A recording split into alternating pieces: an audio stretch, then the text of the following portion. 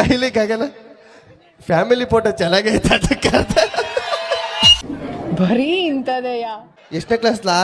6ನೇ class. ಎಷ್ಟು ವರ್ಷದಿಂದ? 6 ವರ್ಷದಿಂದ.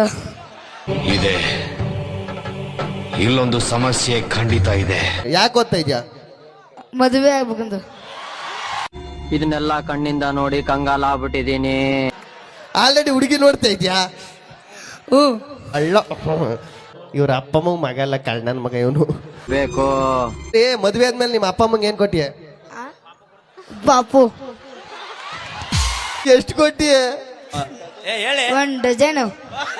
ಮೀನಾಕ್ಷಿ, ಮೀನಾಕ್ಷಿ,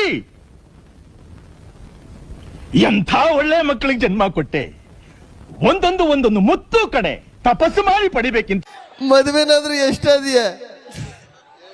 2. ಕೋಳಿ ಹೆಂಗ್ ಮೊಟ್ಟೆ ಆಗ್ತದೆ ತೋರಿಸ್ಬಿಟ್ಟು ಹೋಗು. ಮನಿಗೆ ಬಾ, ನಾ ತೋರಿಸ್ತೀನಿ. ಲೇ